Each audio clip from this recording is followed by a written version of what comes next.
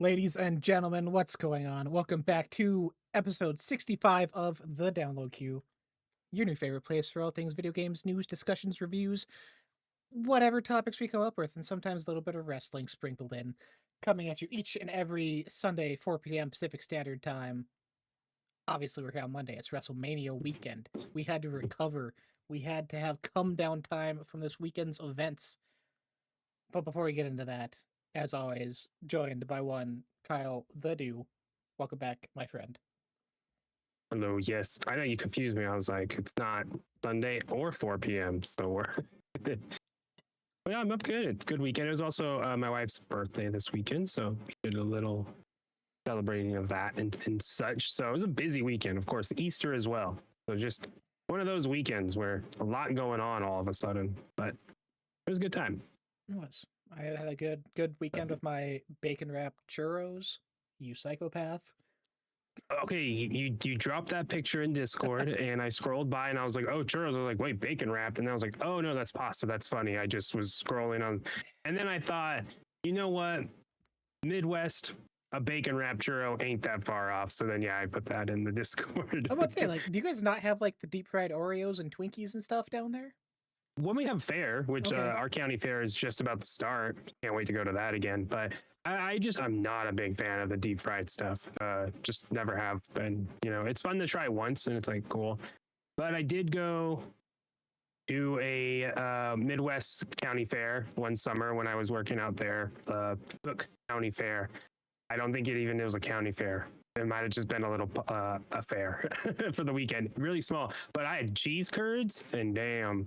Cheese curds are great. I love me some cheese curds. Cheese curds are amazing. Yeah, I love me some cheese curds.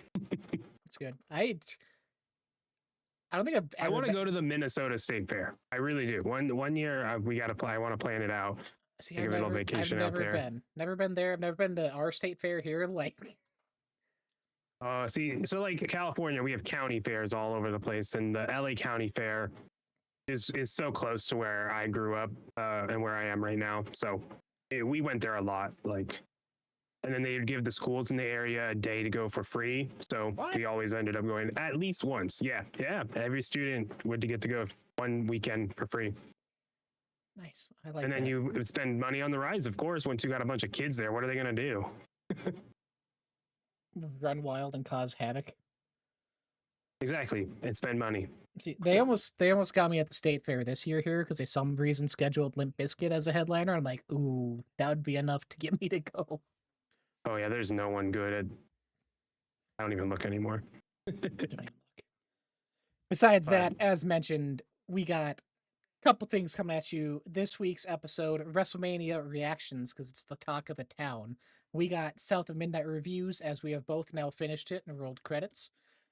We got a quick little update for Nintendo Switch 2 news, because we got a new release date, or pre-order date, excuse me. As well as doing a little crystal ball predicting of some Xbox titles that we have announced, because we've been humming on the idea for a while, and we feel we're at a good place right before showcase season. Start getting one of these games going to be dropping. But we begin with WrestleMania 41 from Las Vegas, Allegiant Stadium, home of Kyle's Raiders. Which the only interaction the Raiders had this whole weekend was giving jerseys before everything, and the War Raiders losing the titles. What is? Oh, God. There's this Raider fan I follow on Twitter, and he posts, and he's a funny dude. I don't know his at right now, whatever. Anyway, he posts, he's like, man, of course the Raiders lose in Allegiant Stadium, even at Mania. And I was like, oh, you had to point it out. I love that New Day won, but funny time. Outside of the Raiders stuff, whatever. I was surprised, like, no one showed up. No one in the Raiders organization gives a shit about WWE. They're just there. Well, we saw more George Kittle of the Niners, which, you know, it's just interesting.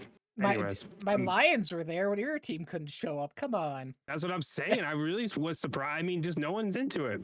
Whatever. Raiders, I'll be your liaison for WWE. Could have said him. Representative. That was a tangent. I'm not sure where we're. That was a tangent there.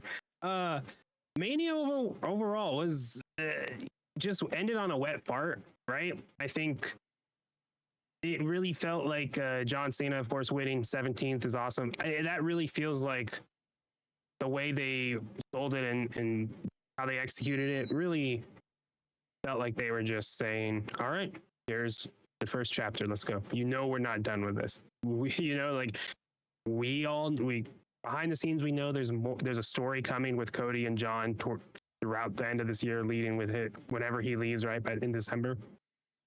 Yep. But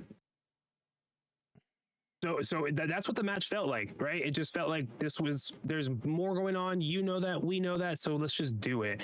I feel like that shouldn't have been the end of Mania. I really feel like, honestly, I feel like it should have been, Cody, you're opening Mania, and Cody's like, what do you mean? What? And it's like, I from The Rock. I'm sorry, and that would have, if this is intentional with how the feeling we're feeling is, like, I think that would have been really cool. I would have kept Jay or give Rhea, Bianca, Io one of the main event spots instead. Like, I think if this was on purpose to have the John Cena thing feel flat, there's more creative ways to do that, but which is unfortunate because overall I had a great time watching Mania. I know, it's like, outside of that, Mania was a great time. Me and my wife watched pretty much all of it together. I really liked almost everyone who won. I liked the choices across the board outside of Logan Paul, just because I just don't know what they're doing with that. It seems like, yeah, they'll get to some story at some point with it. Karrion Kross cut a really great promo on him today, or on the San Robert show, or whatever that show was he did. We'll see. But like, that's the only letdown, is just him winning, like how Logan did. It was like, all right, whatever. Let's get to the point, and then I'll maybe start caring. Outside of that, I was down for it, but definitely, if 40 was to finish the story and the cap, right, of an era, this definitely felt like, let's set the ground and get going. Of course, Paul Heyman and Seth Rollins. That's awesome. I love that shit. That's amazing. That sets us on a great path going forward. That is going to be fascinating story wise. Jay winning is great for Gunther story wise. Like, he's done it twice, held the belt, and wow, this was the third time. You got too cocky, my friend. I'm down for it. With Jacob having the belt now, with Roman having no one, we're going to get Bloodline Part 2 stuff, and Seth is going to be intrinsically involved within that, right? So I'm down for it. It definitely felt like more of a starting off point than what Mania has been built as to me, right? As like, this is it. This is where storylines end, and then we go off from there. It didn't feel like that fully. Yeah, I don't know about you. I was talking to my buddy in Michigan I went to SummerSlam with, because he way into it. And this Mania, more than ever, felt or showcased to me that, like, this stuff don't need to be 2 days, my friend.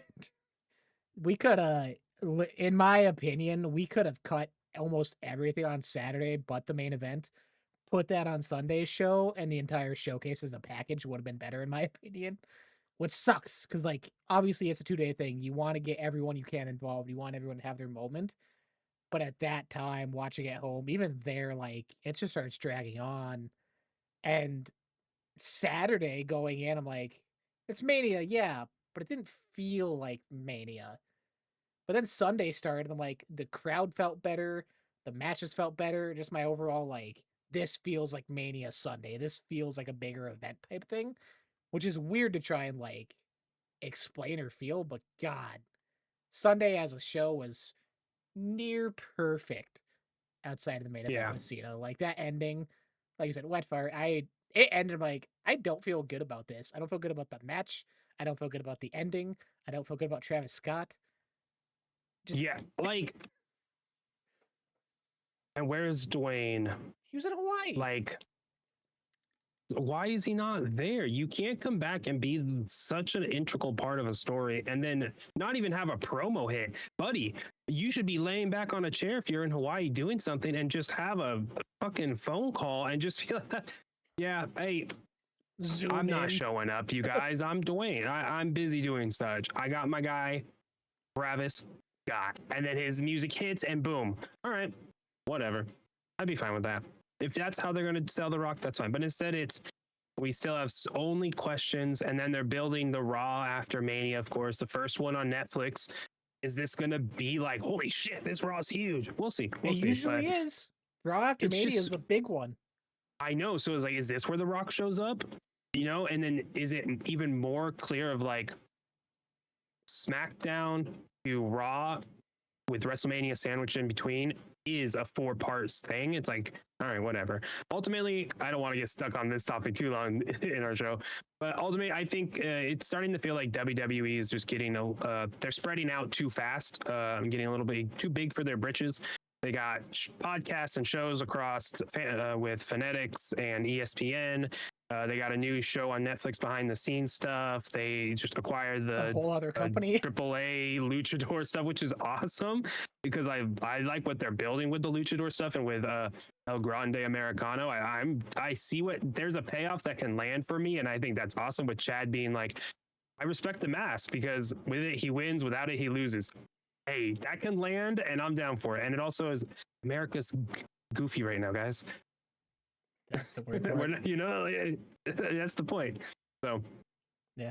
There we'll was see. I think that it felt like they maybe have been a little distracted with this weekend, a little distracted with everything going on, a little distracted with Triple H getting in the Hall of Fame and them speaking and keeping everyone up for like way too long before they have a big ass of Mania coming. Such an odd decision that they have Hall of Fame on the night of SmackDown right before Mania starts. See, it usually is again, but like it's usually right after SmackDown ends in the ring. It's not like a whole other venue you got to travel But then to. it's Starts exactly, later. so then everyone they had to drive over, they had to wait. Like, yeah, it just was. Yeah. Also, Vegas is not logistically a great city to travel around in and get around quickly. F1, that's been a complaint. I know when they did TwitchCon, that's been a lot of complaint of traveling around and then just going there. It's not easy just to like, the strip is huge and then there's not reliable public transportation. Ride sharing is a mess. Elon's tunnel is still not integral to the city yet, his little taxiway. So it makes sense. Anyways, now we're talking about the infrastructure of Vegas. There is last two things because we can't tie it back to gaming.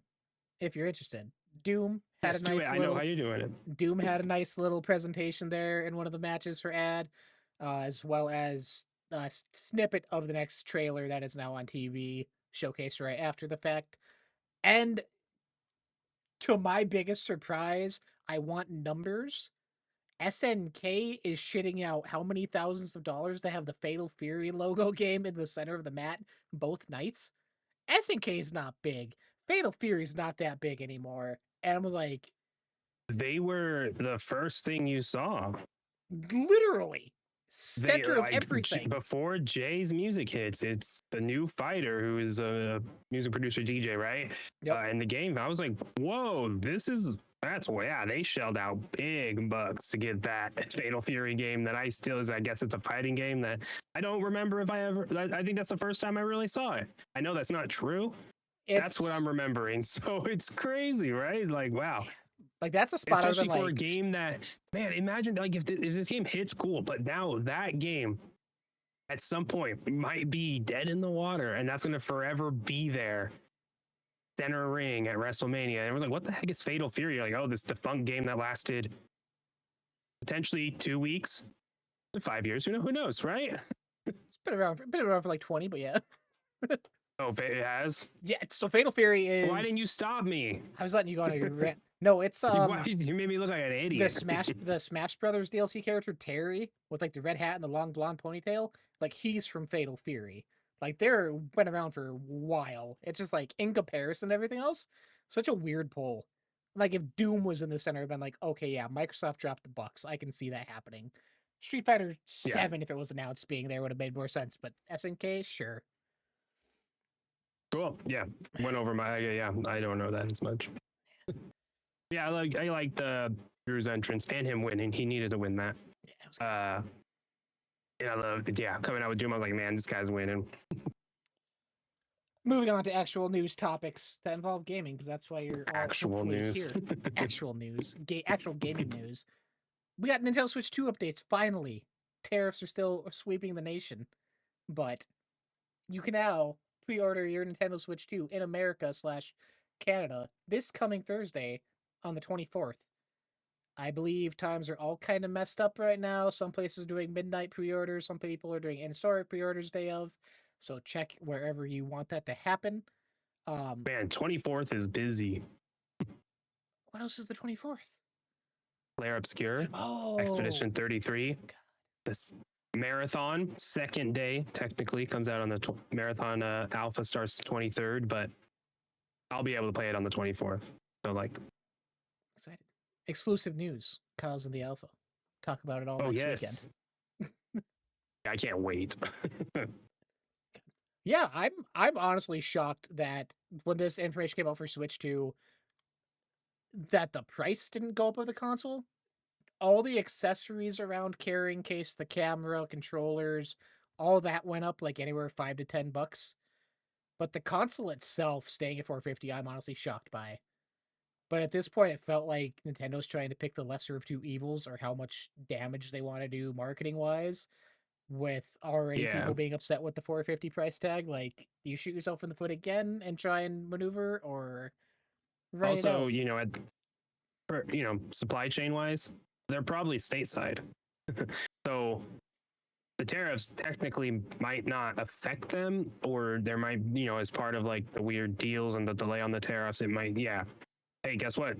They're not going to affect it anyways. But to get ahead of the game, they're going to start raising the prices of the other stuff that supply is lower, and they are going to be still transporting stuff possibly. So I'm not surprised, honestly, that they didn't do that. I think there's the reasons you stated. You don't want to get that bad. You don't want to pull that cord if you don't have to after you just announced the price and shortly after. So sorry, it's up.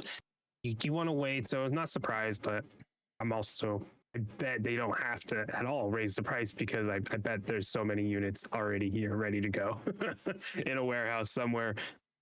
Stockpiling. I even saw, I think it was Apple, I think, like did like 5 transporter jets just full of iPhones before everything went into effect to get everything like in our border before everything drops. So yeah, there's probably a Yeah. And all these gold companies warehouse somewhere. know, yeah, and these companies know probably weeks before we hear in the news what's going on. So, like, yeah, as they're a little more prepared than we probably imagined, but still, in the long run, yeah, this is going to be an issue. And happy though people will get the pre-order. It's going to be interesting to see how many pre-orders are there, how they do it. I know I signed up, and you signed up and such. So I'm not gonna buy a console unless you can't get one. Then I'm down to wink, do that stuff. But yeah, I'm down to wait on this type of system. But it's gonna be fascinating to see the how many people get one, how the process is, how it goes. And yeah, that Switch is right around the corner. That June 5th date, still there. 2 days later, Money in the Bank in LA, tying in wrestling, all while 3 Summer days Games later, Fest is Xbox happening. Showcase. Yeah, the Summer Games Fest happening all like while that's happening. So, yeah, it's crazy. We're open to being covered. So let me know. I'm in LA. I can come do your coverage studios. Ew. Yeah, I'm obviously still gonna try for one. I'm curious because so far I haven't seen anyone like overseas having issues. Everyone that's wanted one has been able to get one. It seems there has been the uproar that there usually is here in the States. Obviously, population is different, but yeah, I'll be curious what, just with the price, how the economy is right now, if it is going to be even much of a struggle, which is a Yeah, weird thing to because I do say. feel the last Switch, obviously one of a kind, blew people's. It was a. It outsold their metrics as well, right? Like it hit bigger than anyone expected. Xbox Series, PlayStation 5, middle of COVID, semiconductor issues, supply chain issues. That's part of the reason that happened there, right? So this is the console that foreseeably all that was already solved. We're post, as much as we can, we're post COVID at this point.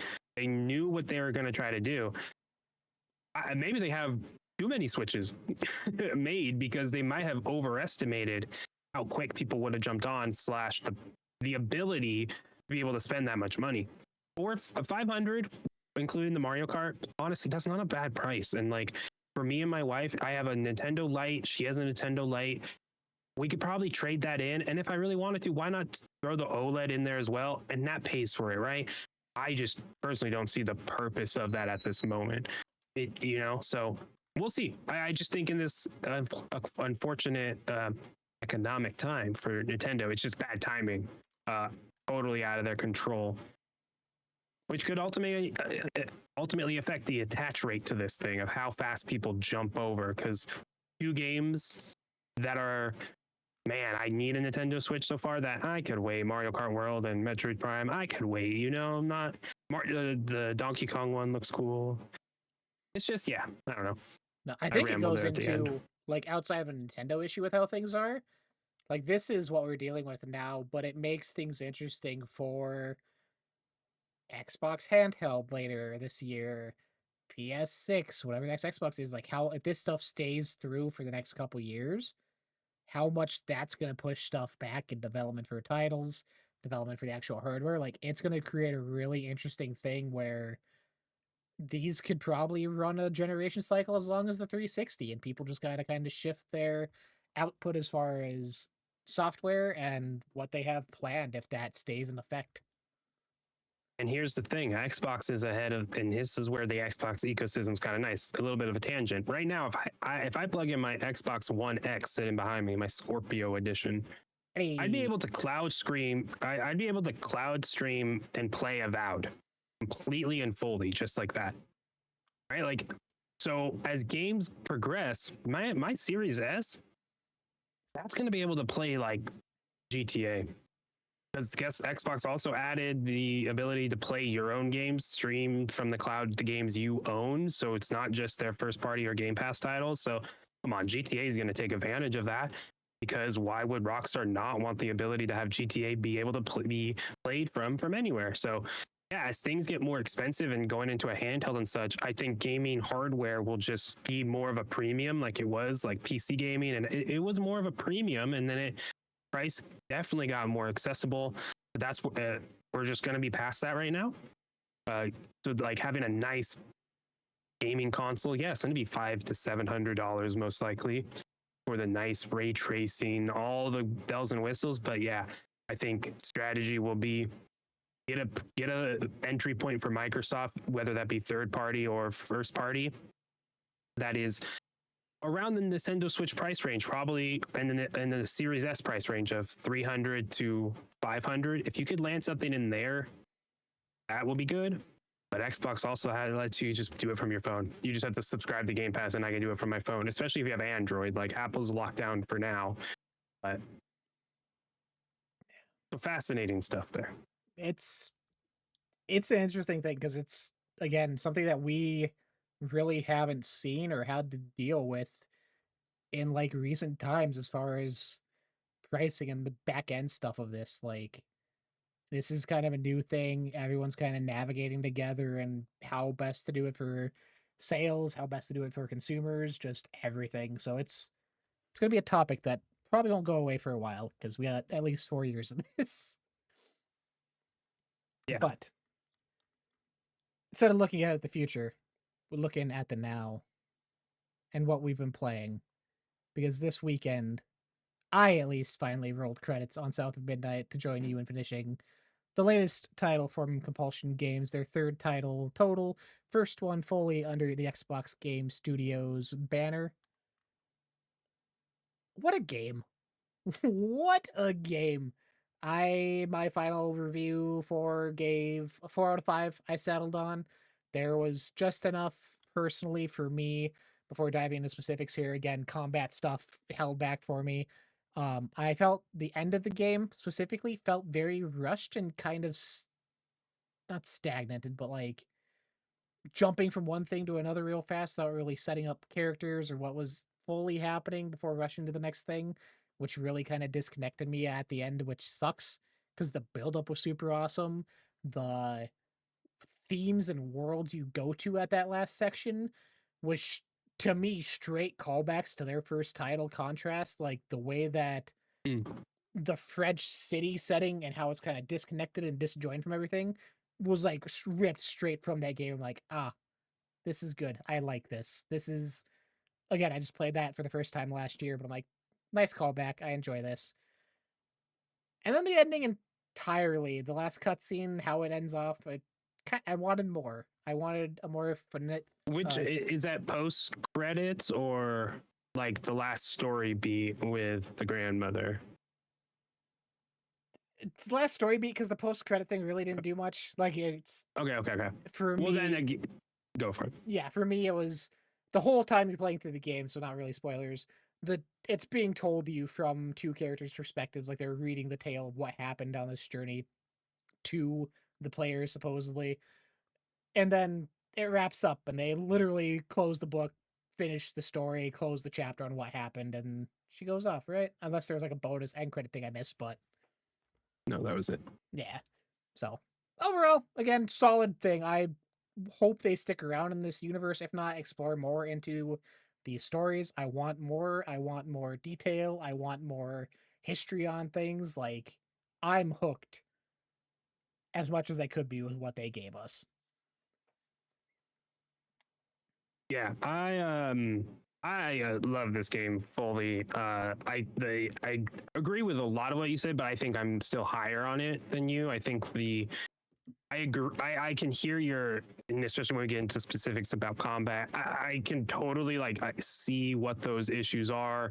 The last boss, the final chunk of health.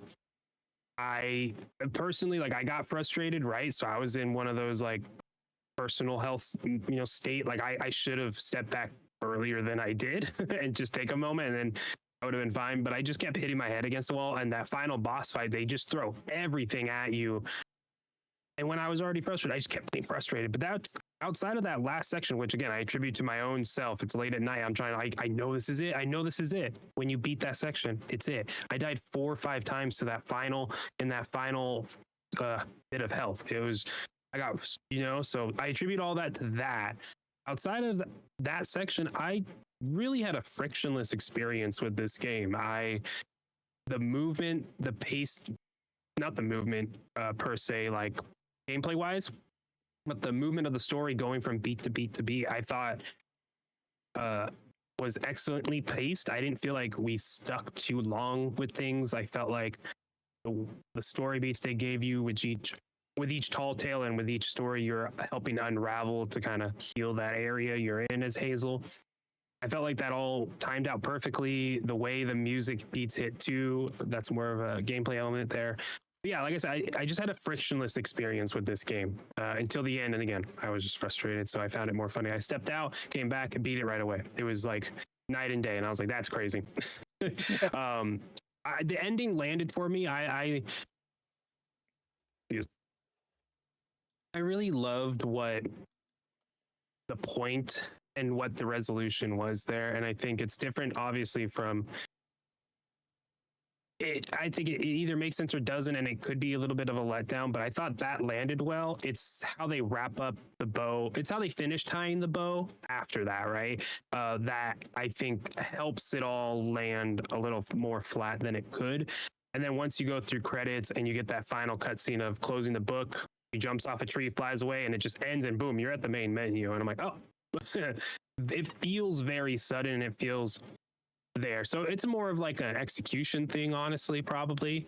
But just the story beats and elements of it, I truly, truly, truly love this game so much. I had a blast with it. I cannot wait to replay it and such, to get the music cues and hear everything, because listening to the album now fully, they have 3 albums. One of the boss, like the music happening when you're fighting. They have some of the music as you're walking around the world, and then they have just the full songs that they got artists to bring in. They spent like a couple weeks or months in Nashville just finding local artists to help them make these albums and get the right voice and to help tell the story of these songs. Go on the artist social media. He's doing behind the scenes of every song. The music is phenomenal in this game. The effort they put in to just tell stories and to have that be within the music and to give the artists they found the ability to put themselves in the songs. I think South of Midnight is a great testament to collaboration, I think, and to being and using that collaboration in pursuit of authenticity and telling stories. And I think they achieved so much within that. And I agree. I can't wait to see what else comes of this world. I hope Compulsion does more. Not that they even get to, because I think they get to do what they can. If they want to do more in this world, I think they will 100% get the green light to.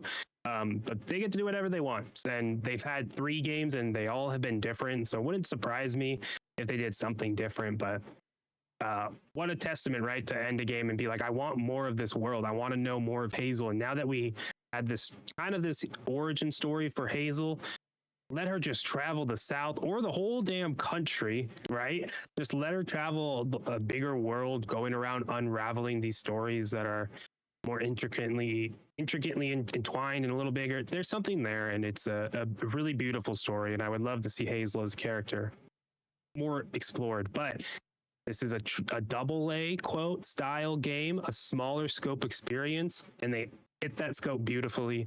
I love this game a lot. Yeah, the double A thing. The best way to describe it, right? It's like it's intentionally like a smaller experience, and I guess that's the best way I can describe it, right?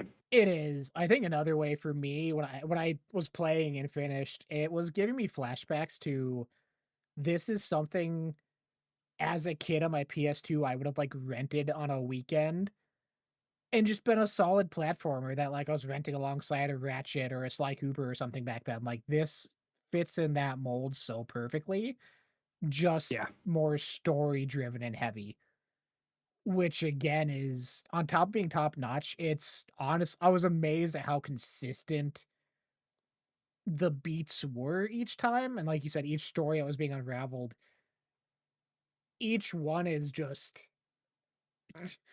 again, they're not happy fun times, like, they're each more traumatically heartbreaking or sad or messed up Honey, than the last. It's yeah, than the last, but, like, it's not done in a way of, like, they want you to feel more towards one or the other, like, they all stand their own place, they all have their own kinda backstory to tell, they all can and connect they're with. folk tales. Yeah. They're these like old stories, which if you think about stories, outside of like the Disney fairy tales, right? A lot of them are bittersweet. A lot of stories do have consequences, and these do. And there's a story and a lesson in these things. And when it's set against the backdrop of the South with all the all the trauma that is set within there and all the stuff that is just completely lost to us, but we know there's something there because people erased that and just hid it, and destroyed a lot of history and culture there. And there's just something about that kind of yearns to be explored. And then I don't know, I just have always found an interest in that era. Like I've mentioned it last time, like growing to Disneyland so much and being around different environments that like invoke that era, seeing it in different properties and growing up and learning appropriately more about it and seeing those things. It's fascinating and awesome to see in a video game and to have it land so hard with me and have emotional ties to some of the story beats and like, damn, that's good. And like, y'all got me with that. And yeah, I don't think I'll forget the moment of the first one of the big first songs Benji hits and it clicks for me what's going on as we're climbing up the tree and then seeing it unfold. And like that moment's going to stick with me for a very, very long time. Just the game fully, it became clear to me what this game was trying to do, and it's stuck the landing throughout, and that's so damn cool. Yeah, Benji, and for me, the other one was, uh, her name escapes me, but Honey in the swamp, Honey and his mom. Ultima haha. Yeah, I was like, Haha. "Oh," like, out of all of them, it's Yeah, the most, like, straight line believable that gets wild at the end, but I'm like, "Oh, I'm just sad now." Like, come on. oh, it's and then yeah, the a little bit of spoilers. Pause. Just give us 5 minutes. Like as Hazel's like stopping Honey the whole way. I'm trying to protect you. I'm trying to protect you. Stop. And then when she realized like, oh, you were just trying to find your mama the whole time, and it's like, oh my god, you were assuming. And it's like so many good things that I don't know, it's just a good story, right? It's just a good simple folk tale about everything, and yeah, Yeah. obviously not perfect. So now done with little spoilers. I want to get a little more into the combat specifically with you. Yeah.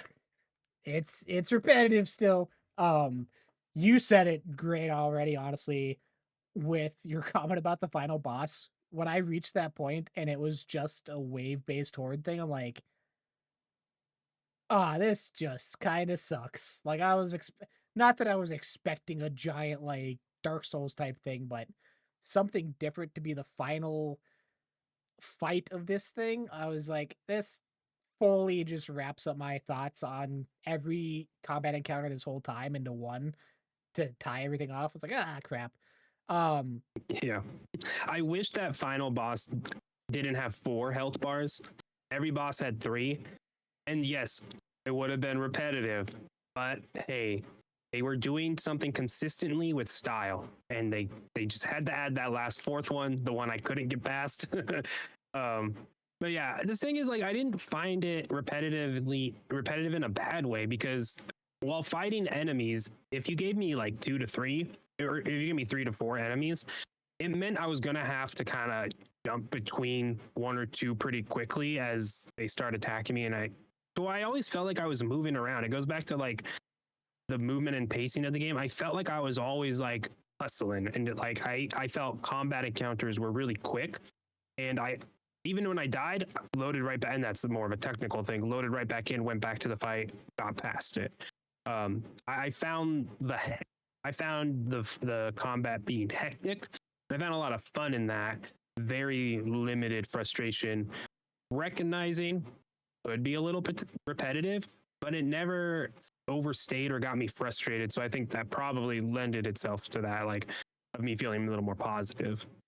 yeah, I personally, I think at the end of the day, if they would have had even just a few different combo strings to unlock or buy into, or just something alternating than hitting X repeatedly would have been enough to fix it for me. Because even things you have like your pull and your push thing, using crouton on an enemy, like you have a couple different things, but they never really felt impactful or even fully upgraded, like they were really worth doing outside of the move tied to your left bumper that like makes people take more damage and stuns them. The rest of them felt Yeah, like it more ways weaves of, them. yeah, it felt like more of like ways to get to enemies faster or take one out temporarily with crouton. Yeah. So And that goes to the movement stuff, right? Like there was times where I would dodge knowing I'm about to pull someone over here. You need to get over here, buddy, and I need you alone, right? So there's moments I was using those abilities to kind of push and clear the field as I needed. So I that's kind of where I found some fun there. did you have I do any agree there should have been, like, if they had like an XXXY and that did a combo and that maybe applied weave, that would have been cool. Instead, I feel like the ability tree being so straightforward and simple, like if you didn't explore every nook and cranny, you're not going to unlock the whole tree by the end of it, and like I didn't. So I focused on the left side tree where they give you double dodge eventually. So I did not spend a lot of points into the upgrading the specific abilities, and I was fine, but definitely like, yeah, I didn't upgrade everything, and it didn't feel like that was a necessity though. yeah, I think at the end of mine I had the left tree done, I had crouton maxed, and I maxed out push, I think. And then like one in Okay. the other two for ability Yeah. wise. Yeah, Um, maxed out the left tree, the general tree for sure, but yeah, didn't get close on the other one at all. did you have, I could just be getting old, my eyesight's bad. Did you have issues with enemy tells? Like, with the way enemies were designed, I felt like I was getting kicked out of me repeatedly because like, the build up to their attacks would get kinda muddled with anything everything else on screen or people being too close together, where, like, I felt like my dodges were really off and just That's taking fair. hits for free.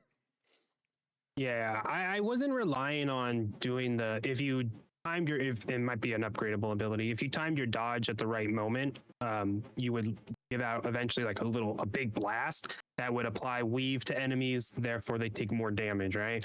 I didn't dodge a lot at all, or time that really. I didn't rely on that. I just, especially when I got the double dodge, I just was booking it out of there and then running away and then jumping and flying away. Like I was running around a lot in the arena more so than trying to dodge perfectly and stuff. And then I was just like focusing on as much as I can. Get one down, dodge, dodge, dodge. Get one down, dodge, dodge, dodge. Make someone be crouton for a little bit so I can gather myself. More crouton abilities, please. Yeah, yeah. So it's a great like. Yeah, I think more abilities would be cool, and I think that's where it's like where we want more of this. Like they left us wanting more for sure, but nowhere like was I like. It feels like almost perfected, right? Like they didn't try to do too much. They had what they had, and they really just wanted to get that right, and especially within the context of the story as well. For a lot of the chunks, it all kind of coalesced together. So yeah, there was one more thing that on the wanting more bit for me personally. The world building I feel was right on the edge of we want to keep this grounded and believable, but then you get to that last area I mentioned, Kushma's domain, and you're doing stuff with Rue. Um, that world and design, I almost wanted more fantastical worlds like that for everything else, which I get they wanted to keep it like grounded and believable in the world it was in, but yeah, that well, like and that ties into Hazel's story. yeah, As but she I'm gets like deeper into the swamp, like it gets, yeah, there's so much that's with let that. your imagination run. Like let the ideas flow. Like they put the hints of it They at and other did, stuff. yeah, but if you start here, where do you go? If Exactly. you That's what I mean. start Like high, where do you go? it's right on the edge of like, and it fits in that I want more thing. Like if they do go balls Hey, out and with that's when it. they drop South of Midnight too. People are gonna jump in immediately. It's a great strategy. That's what I'm saying. Like it's not even a nitpick. It's just personally like, oh, I could see it. I could see the visions. Because even like with Yeah, well, Hug and Molly, like it was there too. I'm like, this is cool. This is unique. This is weird. I like it.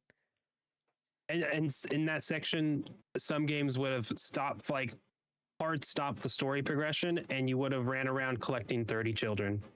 Oh God. So But yeah, again, I even don't think this. No, it's hard to like. It's like weird because like some of the nitpicks, some of the issues that you more so have, or even people have had across the internet, right? With this game, I just keep coming back to like, yeah, but games do what you are saying this isn't, and that's been too much for me. So I'm fine having it without. Like, it takes some stuff off the plate. That's okay. I'll enjoy the meal you're presenting me. And if I'm hungry, I'll go play Call of Duty, you know?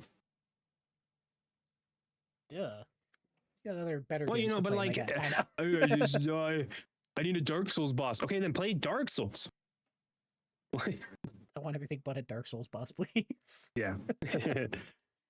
But yeah, I can't. I really hope this game like gets more traction. It'll be interesting to see. This is like properly an Xbox title, right? Not an Activision, not a Blizzard, not a Bethesda. Will this jump over to another one? Horizon 5 just did. Indeed just did, but that's Bethesda. So South of Midnight, it's is it on other things? Am I wrong? To my knowledge, it's just on Xbox and Windows, right?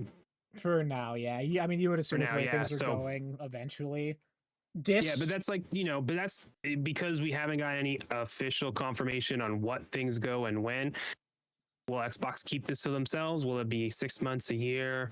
We'll see. This would be a great Nintendo Switch 2 I type was just game as gonna say well. that. So yeah, so that's kind of the business side now. Looking at the success of this, if it's jumping at some point, it definitely is worthy of going to other platforms, and that'll also tell us more strategy as we kind of wrap this up and go to Xbox predictions possibly. But Yeah. yeah, love this game so much. I don't have a number for it yet I hope because I Compulsion. don't know. No, I hope Compulsion now having this under their belt and like kind of got the gears turning under the Xbox umbrella to be able to pick up pace. I just had to look up the last title, We Happy Few, originally launched in 2016. So it has been almost 9 years. They did a re-release of We Happy Few in between there in 2019 with extra stuff, but it has been a long while. Which I think 2019 might have been the year they were acquired too, if not the year before. So it has been a minute for them getting a project out there. Oh, I see. Yeah, yeah, yeah. I'm looking to see it's on Unreal 4. Okay. I wanted to know if it was on Unreal 5 to see if they made the jump. That was part of the reason, you know. Oh yeah, But no, I think it was just part of acquisition and getting under Xbox leadership, and then also letting them kind of probably figure out the project they wanted to do, and then put in the work to not just have a dope looking game, but also have a well acted game. I thought the actor of Hazel I thought was good. I thought a lot of the voice across the board voice acting was really really good. I thought, and then of course I can't stop talking about the music. That's the part that hit so hard for me. But that all takes time, so I'm not surprised 2016 is the last game. yeah. Shout out to Xbox for letting studios put in the work, do something creative, a little risky, but something they know they see and then executed well. And we got this type of game. So, Oh yeah, it fits. I brought this up somewhere else, but it fits the mold of there was an interview Phil Spencer did back when they were getting Game Pass off the ground, and I think I brought it up here too, where Game Pass was going to be the safe place for smaller teams to do their passion projects like this. And I think at the time you're yeah. specifically talking about Double Fine and letting them do their weird creative things without the financial risk involved. And this fits that so perfectly of what that Mm-hmm. initial idea was. Yeah. Yeah, makes me excited to see what else happens. Makes me excited for the bigger titles as well, like a Fable, you know, like just let studios achieve a vision and not force it to be something else. And Microsoft has shifted during the last couple of years to fit where gaming is going and kind of trying to define it with Game Pass. Game Pass is industry shifting, especially if there's a lot of success behind it.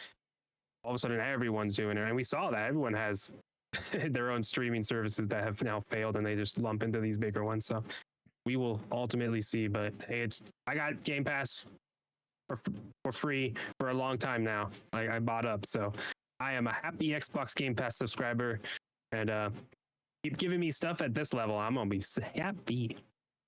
Keeps this level and more. Again, you mentioned Claire Obscura coming out Thursday.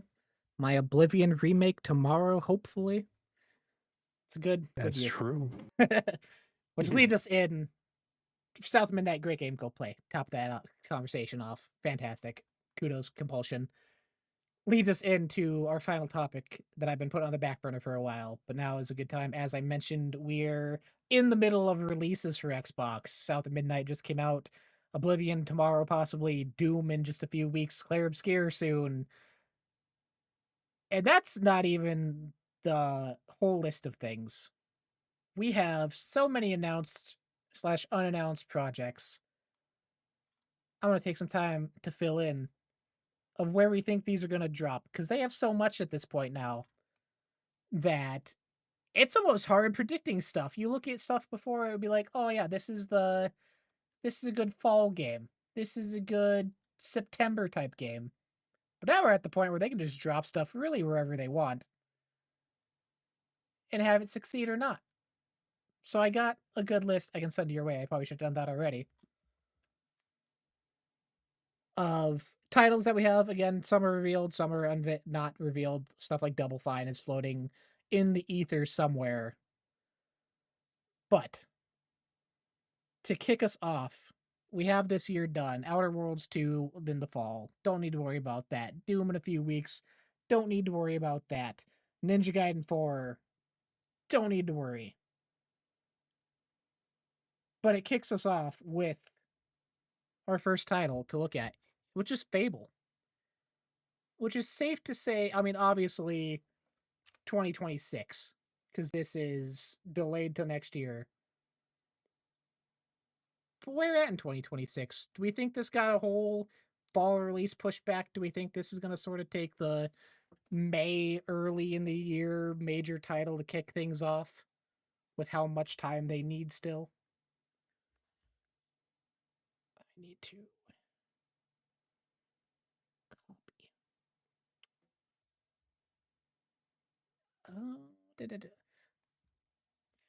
Fable. What do you Oh think? man, I was Oh, you muted. mute. I was gonna say. I was like, you're small. I couldn't tell. I was roasting you about how you need to move the 2028 back up to be in line with 2026 and Whoa, whoa. 2027 because you moved them down, moved them back up, and then you just made 2020. I'm learning Canva. I'm just. It's funny. Sorry about being muted. I gotta pay attention to that. Yeah, Fable. I keep forgetting it got delayed, honestly, and I'm like, I don't know, maybe. I would expect Fable to be in probably a Doom Dark Ages slot or like May-ish time, but I want it to be where Avowed was, right? February-ish, right in the middle, or right kick off the year. Don't do any big direct. We'll probably get some gameplay stuff like in the summer showcase. Like I want to see what it would look like when someone has hands on the controller, right? Walking around. What are the quest stuff? With a bigger direct being next year's developer underscore direct.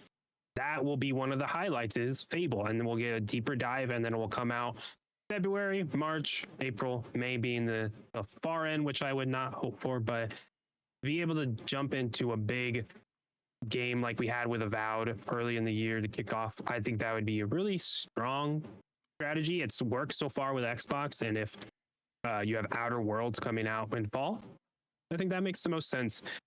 And of course, Fable also could be fall next year in 2026 or 2025. No, 2026. It would also make sense. It wouldn't surprise me for if they're going to bill it as a big tent pole, take the Starfield slot, the Outer Worlds 2 slot. It would not surprise me or upset me if they took that long. But I like Xbox's cadence. I think you need to further solidify that we're all year, baby, and get to develop underscore direct into a big release like Fable. So yeah, I guess I'm saying spring 2026 is when I expect Fable.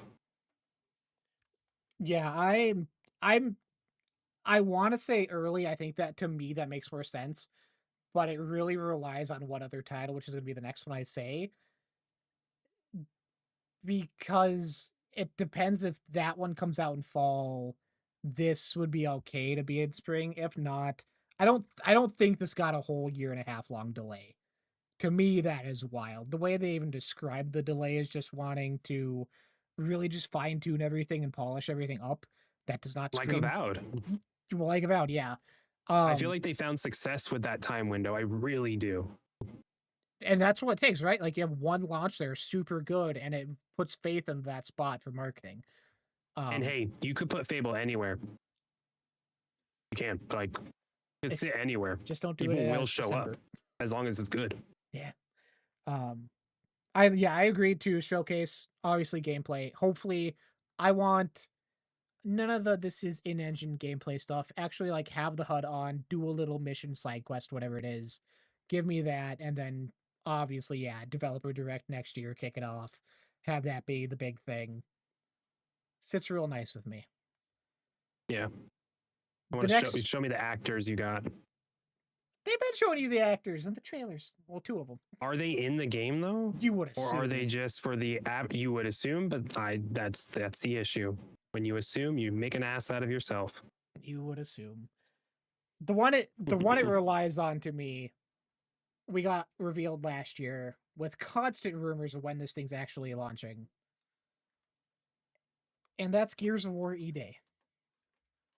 There's been so many things of this dropping fall this year, this being a next year title, and there's a lot of ways to look at it where I can still see it being fall, and I can see that being the reason Outer Worlds 2 is the big developer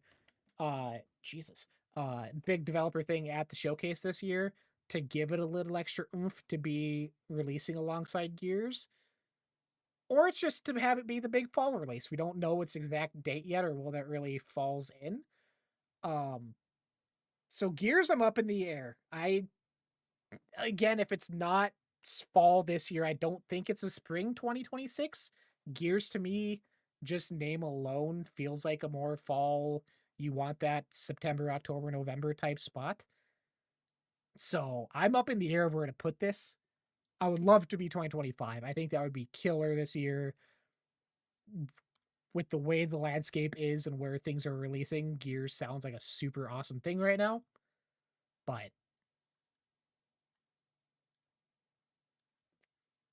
Yeah.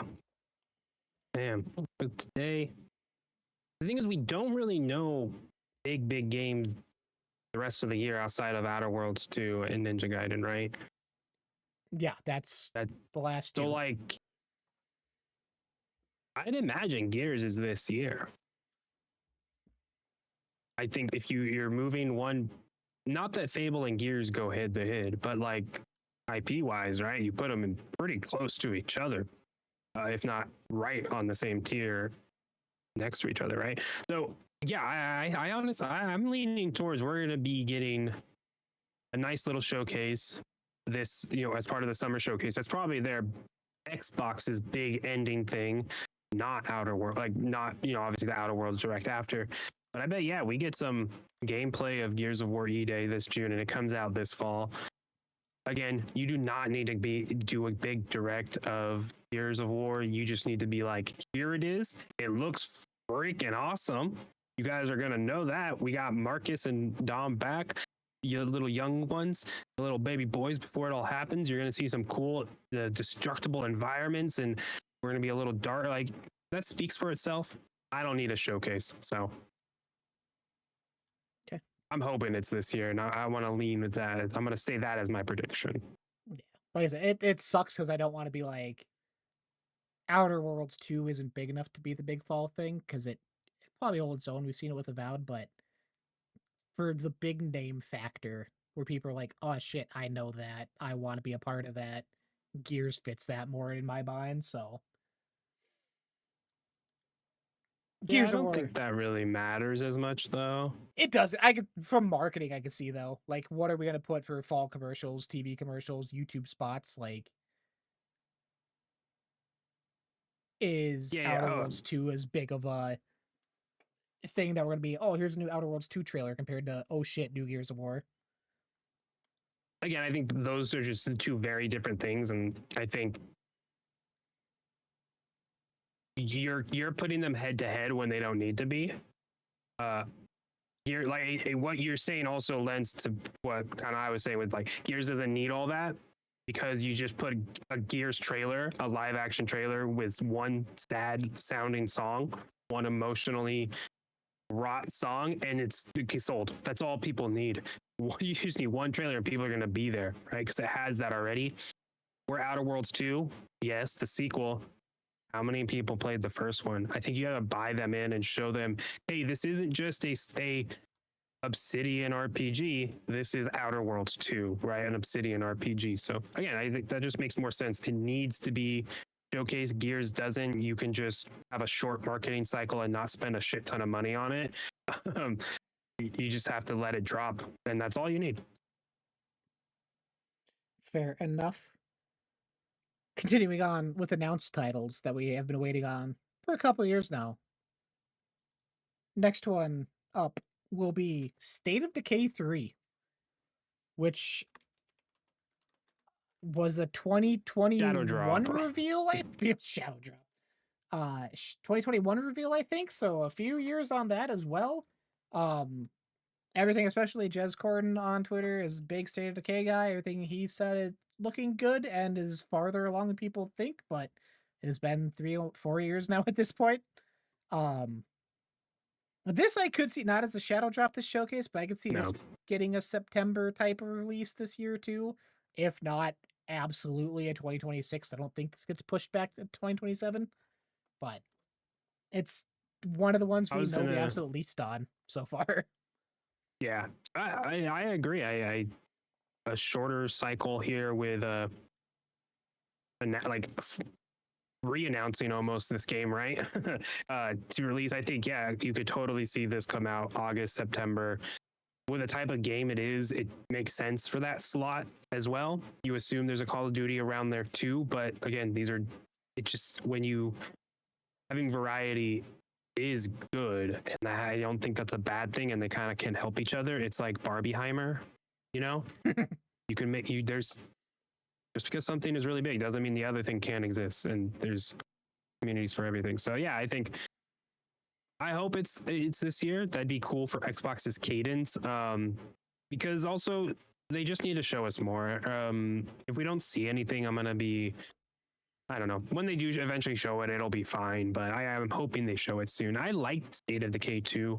I just couldn't get into it. So when they, a third one's like, cool, hands off. I'll wait till a third one and hopefully that one clicks. It's just been so long, It's been so long. So I hope Xbox is closer to a Fallout 4 style release cadence with some games, as in E3, here it is, come out this fall. And it's like, whoa, like I think if Xbox can get into that with a couple of their studios with Developer Direct and the showcase, that's a fun cadence. And then you can build some excitement like, sure, not Shadow Drop, but they're coming out within 6 months. Mm-hmm.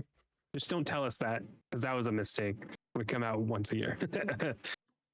Yeah, the other thing with State of Decay that I feel helps it releasing sooner than later is it acts very much like a Fallout 76 or Elder Scrolls Online, where State of Decay 2 had what, 25 plus updates to it. Like, that game is going to have a lifespan outside of this list of releases. So get it out You now. know what's, sorry. No, yeah, get it out now, and then building blocks, release it. And you just spend the next 3 years doing constant building and adding and just fine tuning it to be what they want it to be, really. That multiplayer genre of game too has completely evolved as well, I'd argue, from 2021 to now. I think it's at least completely shifted in the direction it's going. So delays, understandable, I think.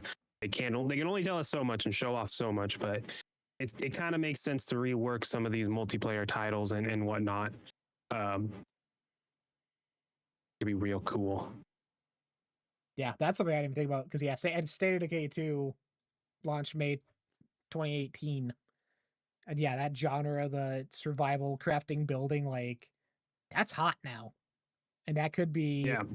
And it's not like State of Decay 2 was holding on to people endlessly and being the talk of the town. It was like, oh yeah, State of Decay 2 is great. It's solid.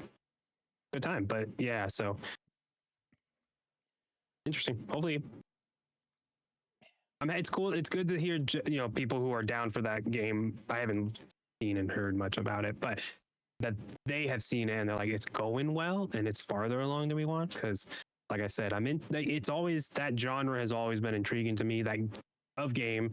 And then genre of story has always been intriguing. So yeah. 2 I'd I love dipped for us to into. be able to hop into it.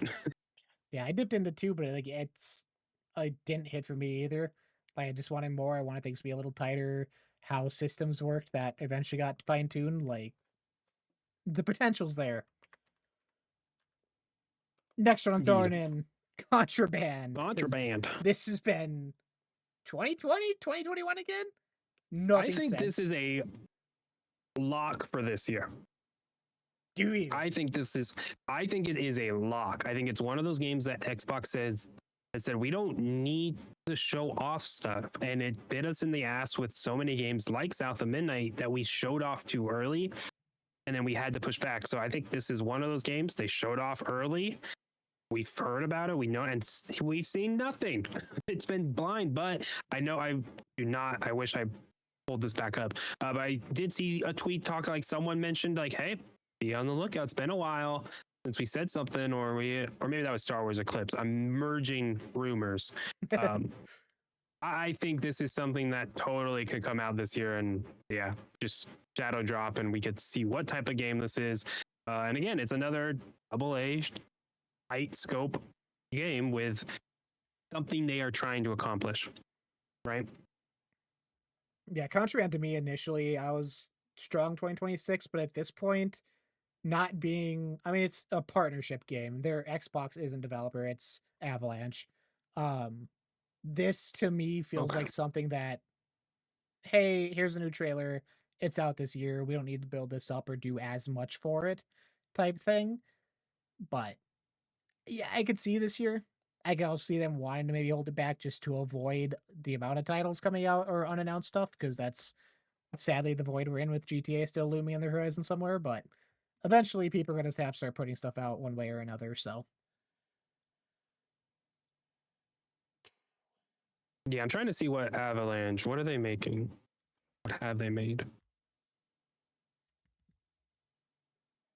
You know, there's like 5 different Avalanche studios. There is. I think this is the one, isn't it? The Just Really Cause hard. team, Okay, okay, cool. I believe. It is. Okay, I found the right one. Yeah, the last thing they did was Rage 2 at Bethesda. So they're one of those studios as well that got put into that, kind of helping out Bethesda, and then got roped up into the acquisition, and then got to kind of make this thing. So here's hoping. Hey, Bethesda has before done a quick marketing cycle, announced here, and it's out. And I think we don't know the slate for Xbox, and this first half has been almost monthly. Every 3 weeks, there's been a solid release with solid gaps that felt right, but we don't have that in the fall. So yeah, I think we got to fill this out, and I think a game like Contraband and Clockwork Revolution really do fit that mold there.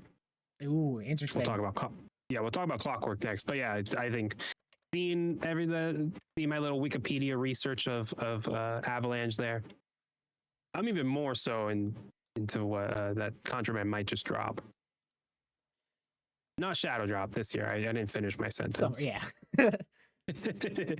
But yeah. And I certainly hope that other game I mentioned, Clockwork Revolution, is sooner than later. I feel like that one out of those two is more likely to be 2026. With such, just the style of game it is and what it's trying to do. But who knows? What do you think about Clockwork, and how do you feel about that game in general? I'm almost on the verge of spring 27. As you said, the style of game it is such a drastic change for that studio that I feel they would almost want more time to nail it down. Again, it's in Exile, traditionally top-down turn-based RPGs with Wasteland and stuff. So switching over to a first-person kind of shooter thing, I feel they would want that much time. But I could easily see fall 26 as well. Being a new IP, I feel Xbox would be kind of more lenient to give it more time just to even things out, like they did Fable. Hey, you guys want more time? We have enough. We don't need to force you out right now. Give it more time to kind of simmer and get what they need done. But yeah, spring 27, fall 26 is where I'm at. I would love for it to be sooner. This is right up my alley, being obviously very BioShock Infinite inspired, just in every way, shape, and form. So I'm curious to see. This was up there with South of Midnight as one of my most anticipated from that reveal showcase. So I'll take it sooner, but I could very well see way later. Yeah, in 2018, the studio got acquired, and they had Bard's Tale 4, Barrows Deep. Then they had Wasteland Remastered and Wasteland 3 come out, and a VR Frostpoint game. And then they did, and that was in 2020. And then they did Clockwork Revolution, and it's according to them, it's the biggest in terms of scope and budget for them and everything. So it does feel and sound like Clockwork Revolution is more of a and it is billed as their first AAA game under Xbox Studios. So Yep. like I said, it feels more like a game that would wait, that needs needs more time, but will get that time. And I'm sorry, the world of Clockwork, just by that trailer and announcement, like that's a world that I want to be in. I want that to land, you know? Yeah, I'm excited. Wasteland 3 it's a weird thing. Gene Park actually tweeted about this the other day. It came out like a month before I bought my house, so I have such vivid memories of playing that game in my empty living room with like a cardboard box as a table and just like enjoying every second of it because it's all I had around me at that point. Like, yeah, there's humor and gameplay and just everything they do is so solid and funny and goofy that they blend the serious stuff with the wild stuff. Like, Clockwork could be special and bigger than I think people expect. I did not know that about Wasteland, so that sells me even more on what they're doing. So yeah, take your time. 2028, 2027, whatever. 2030, fuck it. Whenever, I'll get it beamed into my forehead at some point. Next one that I feel is pretty solid. Perfect Dark. The quadruple A game itself got its kind of big re-unveiling last year with the gameplay showcase Now demo. here, that makes you think. A year later, we see more this June, and quote 6 months later, half a year later, it releases.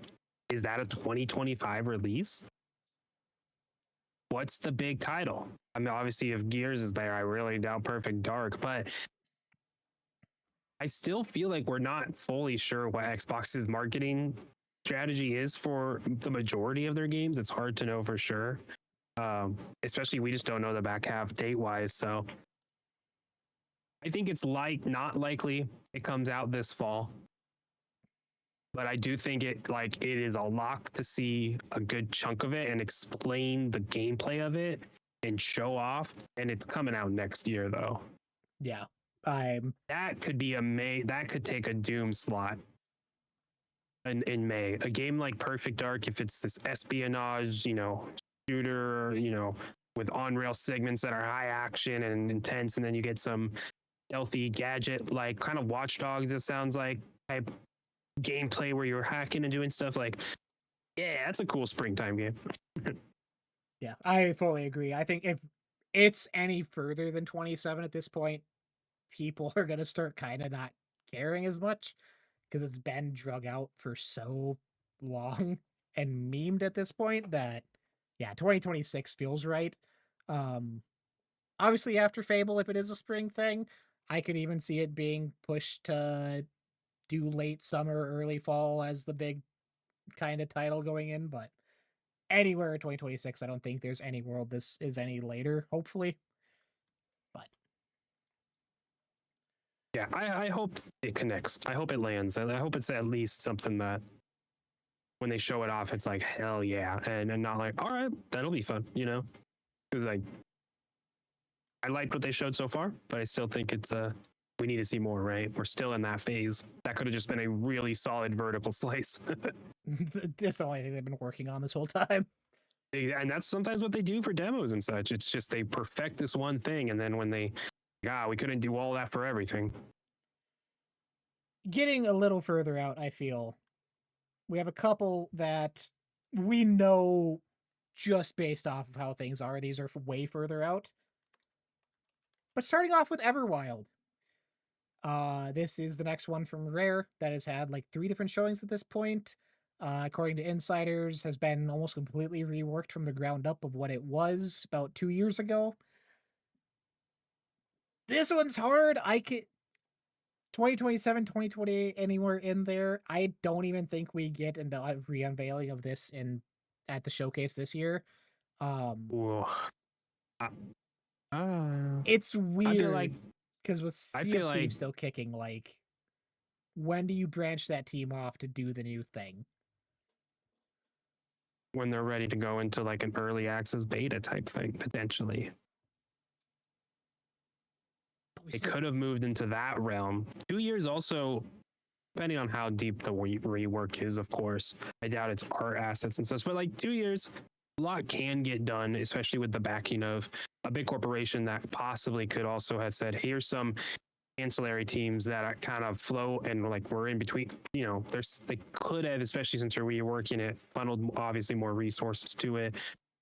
Sea of Thieves seems to just be floating ahead. It doesn't, outside of the literal maintenance that I know goes that I am not aware of. Like obviously this is work, but they're done outside of little updates. So at some point they got to, and I could see if it's a multiplayer thing like Sea of Thieves. At some point you got to show us and do something, right? But it's hard to say that's this year. But 2027 feels way too far. That seems crazy to me. Hmm. Yeah, it's it's weird too because we're in the spot with Sea of Thieves where we are kind of in between announcements for content. Like the last thing they did was, "Hey, here's our next 3," and we've now reached the end of that and kind of waiting for the next big what does 2025 look like? I would be curious. I think it hinges a lot on if Xbox is comfortable letting Everwild kind of launch in the same state Sea of Thieves did originally.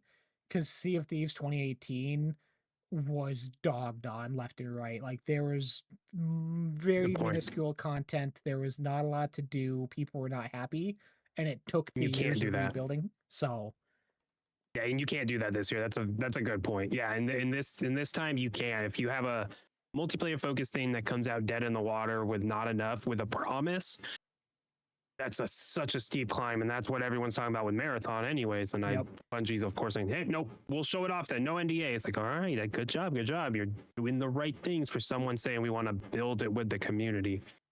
Xbox, I believe, would give them that time. I think 100%. I don't think Xbox has to give them that time publicly. I think they can give them the time behind the scenes. So, like, you convinced me. I don't think it's sooner, but 27. yeah, I totally think Xbox would give them the time if that game, if they're seeing something there and they're like, yep, it's worth the investment. Like, there's no need to rush it. I think there's enough stuff coming out. Next one to get rapid fire some of these. Next game from Arcane, Blade, revealed 2 years ago at this point now, coming off the heels of Redfall and what that was.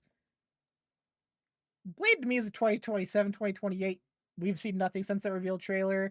Again, it's a weird case of does Xbox have them release the game in a weird state and relive those memories, or give them the time to sort of nail this down? Plus, working with the new IP partnership with Disney, how far along was this actually in by the time they did the reveal? Was it kind of early stages still to get people's eyes on? Weird spot. But 2027, 2028 for me, I can almost see 2028. We're looking Well, way here's ahead the now. thing. This is by Arcade Lion. This isn't the Redfall team. So it is a different studio in Arcane. So that They would have been helped Deathloop. Would have been the last Deathloop. thing. Yeah. So 2021 then.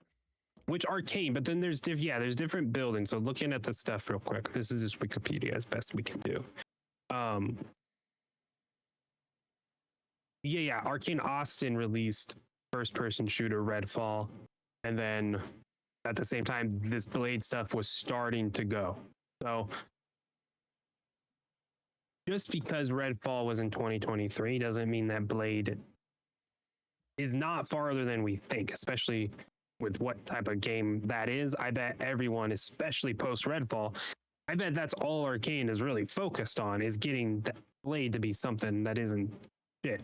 Not saying that Redfall was shit, but just, It struggled. not using words here. Does that mean that comes out sooner than later? No, I think it's solidly a 2026 game. I think that release 3 years. Ooh. Come on, we gotta not do a 4 to 5 year release thing. That's ridiculous. I think next year makes the most sense. That would be wild. Or this year, baby. Let's do it. This year. I'm saving this year because I have one. I'm saying you're saying this year? No, there's something else I think could be this year that I don't think. Ooh, okay. Because in my head, too, OD. mentally, I'm like, we have these. And then I'm looking at the studios that just released stuff in the past year. Like, how fast is their turnaround going to be to fill in these 27s, 28 spots? But that's like big brain thinking. I would love that's silly next year. thinking. I would love next year. Yeah. No, that seems like a next fall one. Line it up with October. Get the haunties. I'll meet you. I'm putting it in between 2026, 2027. Dang, it's a whole other studio working on it within Arcane. And the moment you get that right, a lot has to go into it, because if you mess up a Marvel property, it ain't gonna be that's off. God, yeah. Can't mess up Blade. Disney's coming for you. Next one, I think we'll hopefully meet that this probably our only 2028 title, I feel, the way things go with this studio. But the other Shadow Drop, baby. The other recently unveiled OD, Kojima. Here's the thing, though. It's also a partnership with Jordan Peele. So it's not like Kojima needs to be 100% on board with it. I do think it's farther out. 2028. However, 2027 wouldn't surprise me because of that aspect, right? There's two people on it, and depending on what they're doing, if Kojima's doing more of the game stuff with feels horror influences, it's probably kind of like a Death Stranding situation where, well, hold on, I'm thinking of sorry. It's probably like an Elden Ring thing where George R. R. Martin wrote the world and then they came in and left, added the Miyazaki gameplay stuff on top, within it to make it fit, right? That might be what we're getting. So, hey, it could, but I don't know. I agree. It's most likely 2028 It beyond. with OD, I think it comes down to mostly how much Kojima's stretching his studio, because obviously it's been in development a Because while, it's, but they've had Death Stranding 2, they have the other third 10 Fizzant or whatever it was. So they have multiple so, things going there. well, he has, yeah, this. Isn't there something? Odie's the next one though, right? And then it's Fizzin. That's the Yeah, way he OD is the announced next it, all one. right. Yep.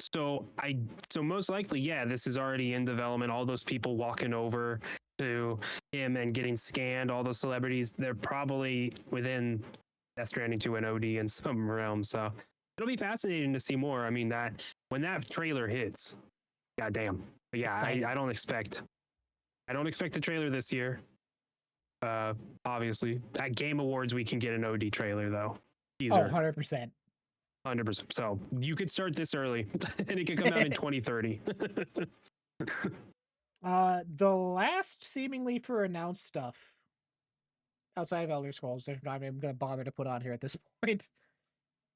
Last release was I last can't wait year. till Elder Scrolls gets announced and God. released in a 6-month fashion. Next one, Project Mara. The next title from Ninja Theory. Actively, openly in development at the same time as Hellblade 2. I could see this being a 2026. With how long it was in development at the same time as Hellblade 2. I feel a lot of that team probably transitioned over to this right away with a small select few doing brainstorming for the thing after, but this feels like the next natural quick release for them. Hellblade 2, personally, I feel a lot of that struggle was with Unreal Engine 5, and now that they kind of have that tech layered down and how to use it properly, there'll be sort of faster turnaround with it. I also think Phil came out and said that they openly pre-announced Hellblade 2 sooner than they should have. So I feel Project Mara could be a 2026, if not absolute 2027. Yeah, I could see this being. This is the game that could come out. This is the game that could come out this year. If they're doing it at the same time, they have a teaser already that was posted in January 2020.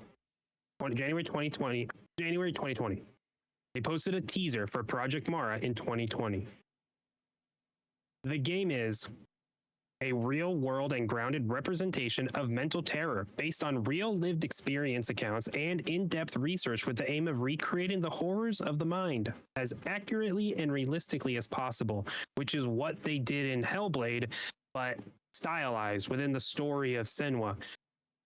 Yeah, dude, this game could drop at any moment. The teaser, if you watch I got anxiety. I got anxious listening to this teaser as he was talking. I had to turn it off. I was like, oh my god, the noises. I was like, I hate them. I love them so much.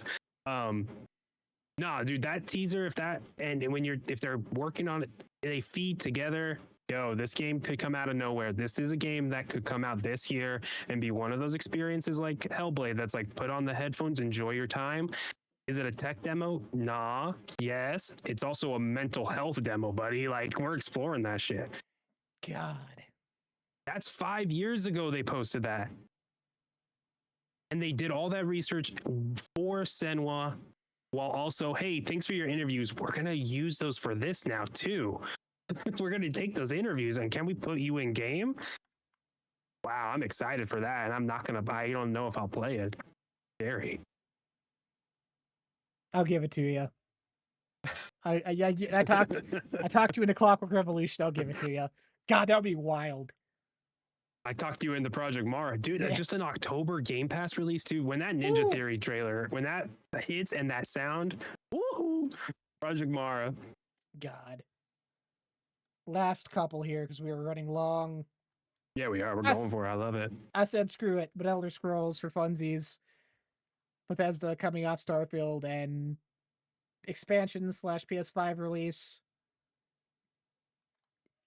I don't even know without sounding like a dick. I don't think this is still anytime soon.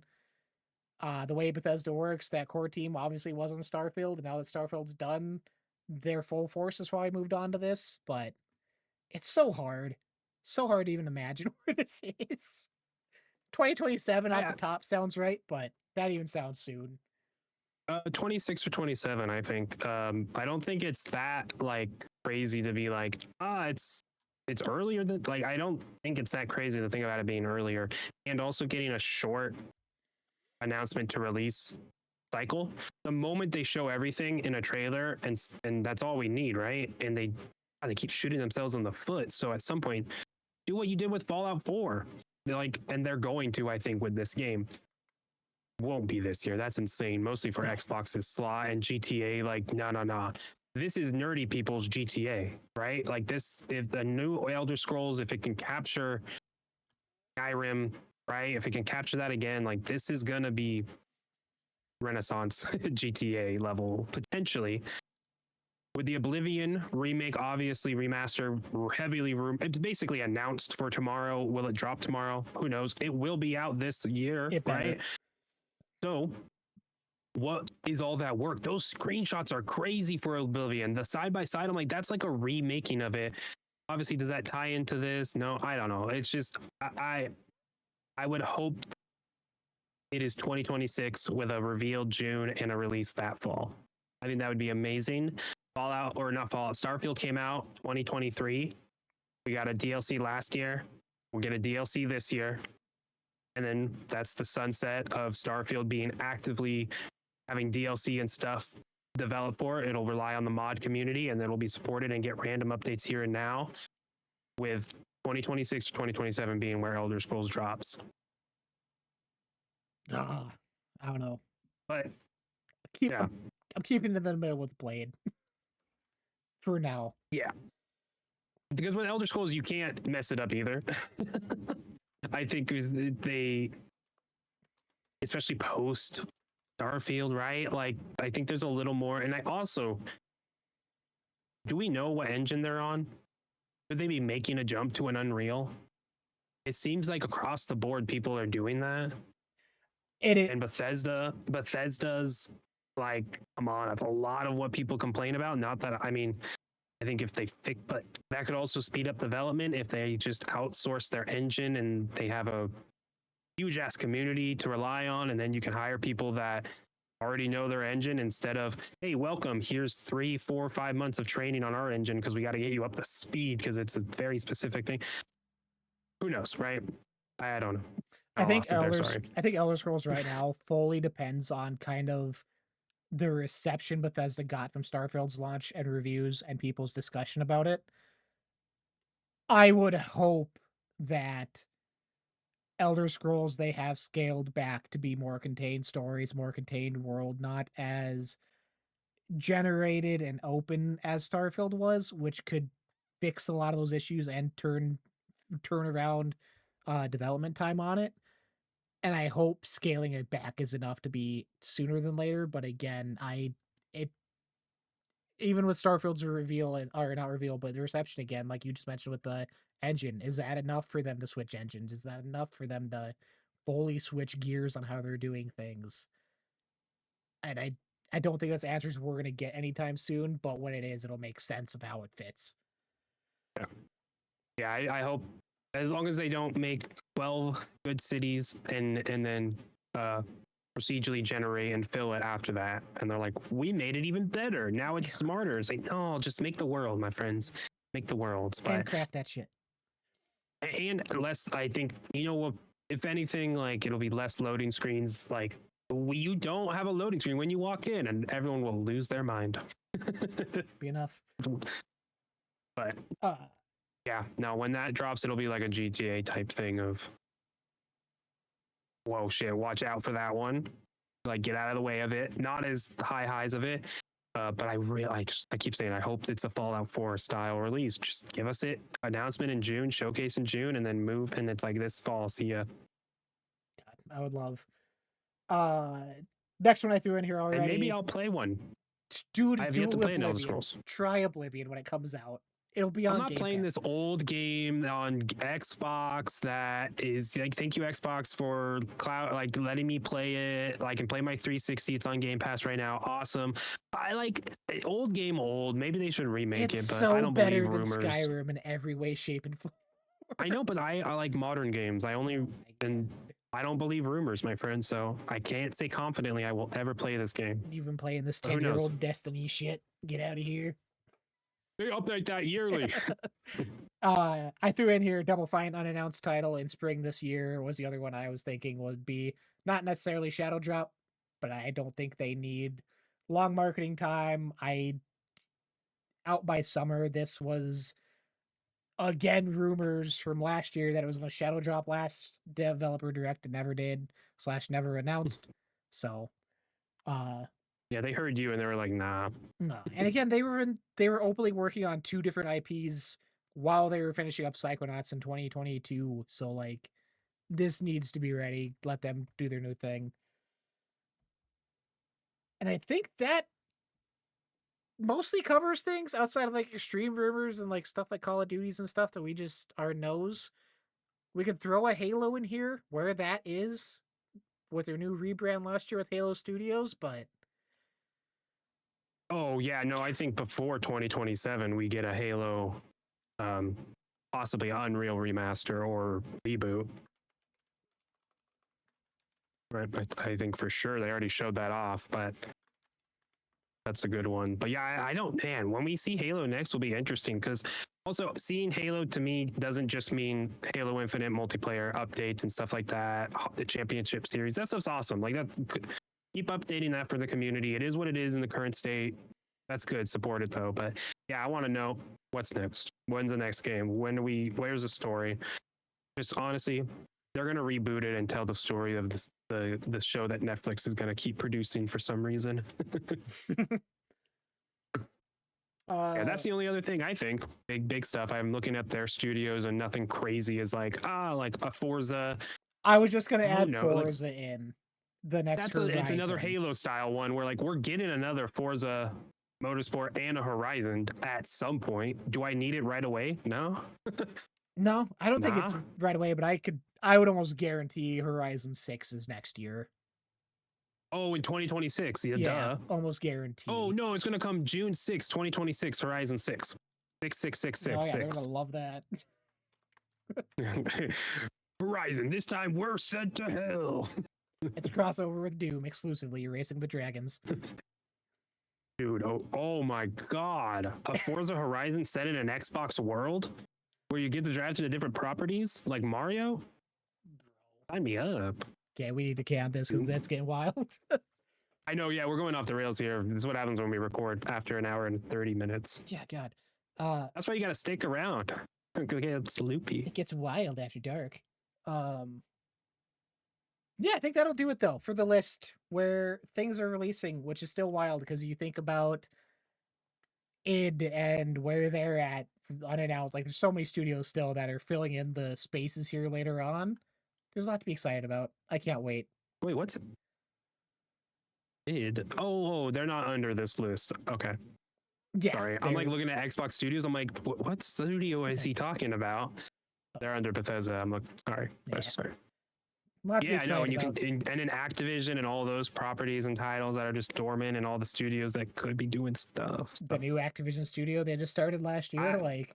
So we're saying 1, 2, 3, 4, 5 games possibly that they're gonna announce this year, which from June to December, that's one a month, not counting any third party and of course smaller titles that come out of nowhere. With Gears of War, E-Day being the big fall release. Oh, we don't have Outer Worlds on here, but Outer Worlds 2 as well.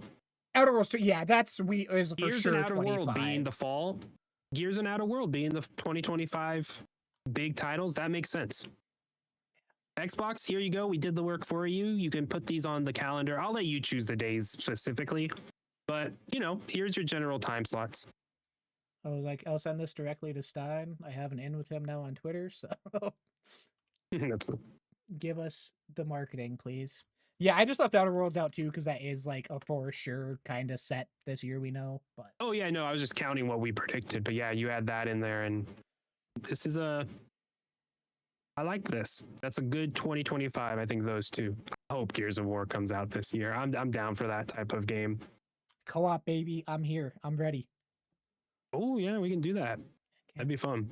But let us know what you guys think as we wrap up here. We will be rejoining you this coming Sunday to talk marathon. I'm excited.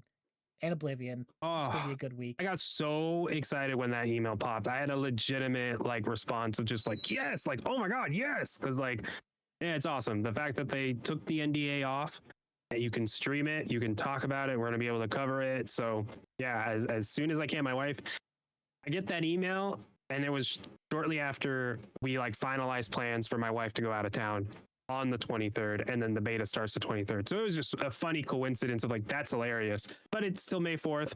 We'll be able to play it, cover it. I'll play it while we're talking about it next week. Perfect. I'm so excited to see what Bungie's cooking, and I hope it lands it long enough. Yeah. I'll just have your stream in the side window here as we're going. Yeah, just have you just invite a guest and you can just check in with me periodically. Perfect. That'll be it for Marathon us. cam. God, that'll be it for us this week. Content wise, still doing shorts and videos on YouTube, TikTok, expanding a lot more into those spaces. Doing good. I did also get the newest Doom Xbox controller. I did impressions and preview on YouTube and TikTok. So check that Oh out. yeah. It's been doing okay. Yeah, go check that out. Great Great controller. overview. The controller's sick. Like that's a very, very cool controller. Was it normal or the elite? The regular one. But it got Okay, here okay. in like Because 2 days. Like I ordered it Wednesday and it got here Friday. Really, I was like, holy shit. nice. That's Um, awesome. Yeah, no, I need another elite, and I that one didn't sell me on it, but like look up close, they do so much shit to the controller. It's not just a skin mhm. on it. A really nice controller if you're into Doom. Also sometime this week, I'm not sure when it will be coming out, but I did first guest spot on another podcast this past weekend. For you kind of funny best friends, it is the kind of funny guest bedroom. I joined Simba over there for it was like 2.5 hours Oh my just gosh. on marathon Nintendo stuff, general gaming stuff, hanging out. Super awesome time. Go check them out there. Also just starting. I think this will be episode 5, 6 I was on, so I'll post that when that releases finally. As always, check out Kyle the Do, all the places, YouTube's, Blue Skies, wherever you want to find and hear his voice. I'm sure it'll be a ton of marathon stuff this week. And Yes. backlogs for me, also all the places. We appreciate you all so much. We'll catch you all Sunday. Exciting times. Exciting times. Peace. Peace.